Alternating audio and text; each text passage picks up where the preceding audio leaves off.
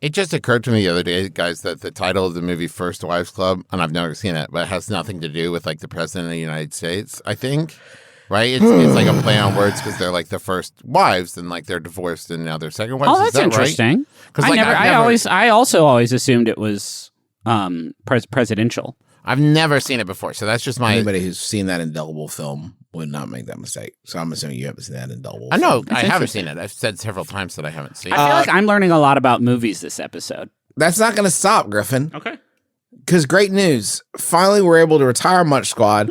We hung the jersey up. No more Munch Squad. Oh, it's up in the rafters. No more Munch Squad this week because there weren't any good ones. But I did want to take a second to start this brand new bit for this week only. It'll never happen again. All right. It's called Master of Disguise. And it's where there's the film master. I have to thank Ryan for sending me one of these reviews of Master Disguise, of which on the service IMDb there are 24,000. Now, Justin, just to be clear, this is Master of Disguise, a movie which I'm going to guess came out in 2000? Very, very close. 2002. You know how I know that for a fact? Why? The easy way to remember that Master of Disguise came out in 2002 is that the Turtle Club scene was being filmed on 9/11. Yes. So when you see the Turtle Club scene, that was being filmed on 9/11. So that's one thing you can remember about Turtle. A lot of things change. Every time he says turtle, he's thinking about like how 9/11 is happening. Yeah, Like should we right take now, the rest of the day off? Should we stop for the rest of the No. day? And Dana Probably Carvey was like, no. Look, guys, if we stop filming Master of Disguise now, the terrorists have won. So, yeah. So we're just kind of, this is kind of like be more breezy and holistic because I can't read all these reviews. Here's a 1-star one. It's possible. I just want you to know, Justin, because I want you to understand the weight of the responsibility that you're currently bearing. There's a very good chance that there are many, many people listening to this right now for whom this 19-year-old movie, this is their first time being aware of it. Probably not. The Master of this is 1 star from 2020. The Master of Disguise, this might as well be called How Not to Make a Movie. Ugh. This film is yet, when I say it like that, I'm using air quotes because a lot of people do it when they're talking about this movie. This film is yet another one of the top 10 worst movies I've ever seen. I remember when this film first came out, I was in elementary school. Back then, I was kind of interested in seeing it, but I never got around to it. Almost like you were the target audience at that point. Or even buying it on video. Yep, that was still during the VHS transition to DVD era. I never saw it when it was first released. And just over 10 years later, I saw it on demand for free. So I thought, why not? I think I'll give it a watch. yeah. And then it goes on from there for pages upon pages upon pages.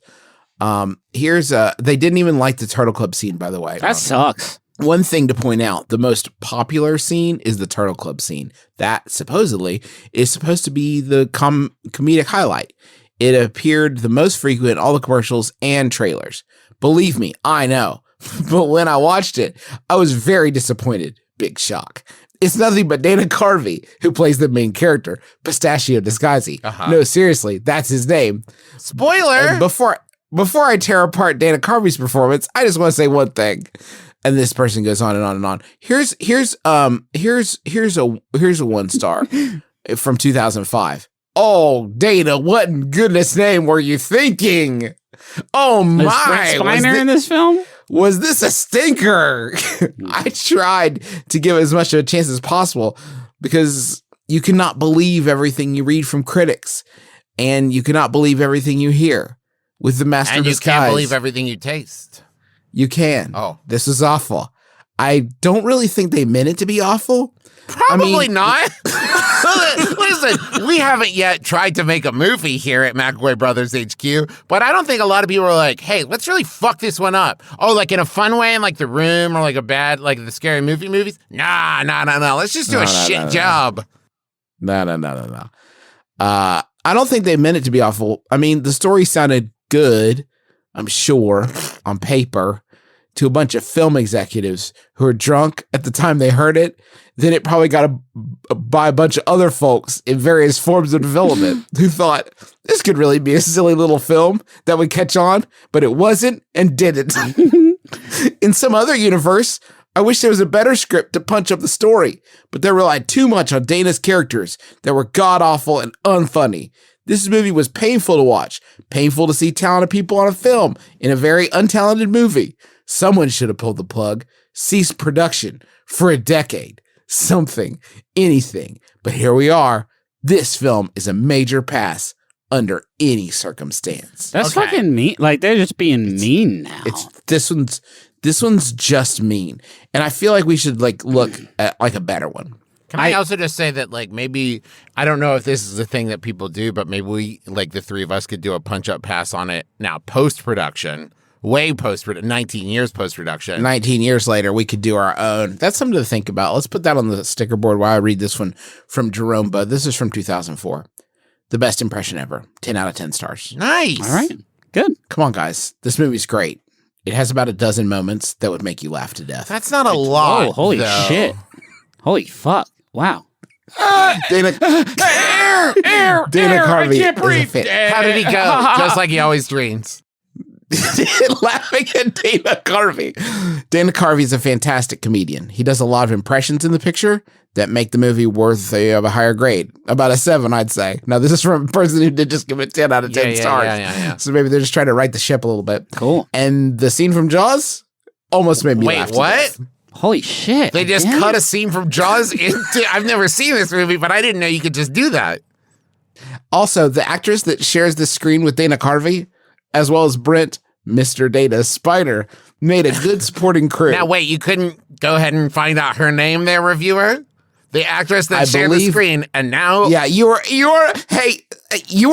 IMDb right now. I know it for a fact. I believe most people thought this should be a more serious comedy. Wait. More intellectual. What? But no, it's just simple and good jokes. Come on. You guys should evaluate this movie better. Funny. Very funny movie. Okay. Cool.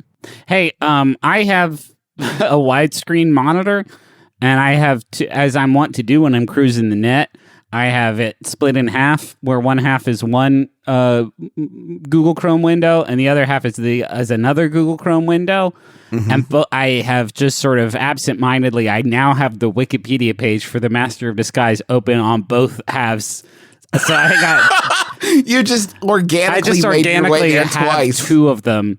Can I read the last line about the post-credits scene in Master of Disguise? It's good. Spoilers, everyone. Well, yeah. There's by the way, Master of Disguise, there's 3. Awesome. 3 post-credit scenes. Wow. That's good. Well, here's one of them. A spoiler, skip ahead 30 seconds if you don't want to. I'm just going to read it verbatim. In a post-credit scene, Pistachio discovers that the Slappy dummy, which he used earlier in the film, has a little man inside. They proceed to chase and slap each other, but later share a drink together before saying goodbye to the audience. Fuck, I love that. Good film, guys. Sounds good. It sounds good. Sounds like a good film I'd like to see. All right, good bit. Over 50 thought it was super funny. Dana Carvey is brilliant. See him as a turtle and try not to laugh. He does Al Pacino as a Saturday Night Fever dancer who flips all over. The younger crowd cannot understand this movie, but we thought it was hilarious. That's awesome. Do you think he was still riding that 9/11 wave when they recorded that scene too? Do you think he used it? I don't know. That was part of it. I wonder if they took a break for a few hours. I mean, they shot this thing in like a 3-week shoot. Like, it was tight. So like they did not have time to really process what had happened. So he had to use it. What other choice did he have? That was a good bit. There's no cursing, by the way. Awesome. You didn't ask, but there's no cursing. Fucking turtle. Motherfucker. Fuck you, man. Oh, my nuts. Our turtle's nuts. Oh, shit, my nuts. Oh, fuck, I just got slapped in the fucking face. I'm a turtle. I think we just punched this one up. Yeah, right? I think so, yeah. No. It's also because it is also easy to remember what year anniversary you are in with the Master of Disguise. Like, I know without even thinking about it, this is the 20th anniversary of Master of Disguise being released in theaters. Like today? Not the best. Definitely not the worst. Okay.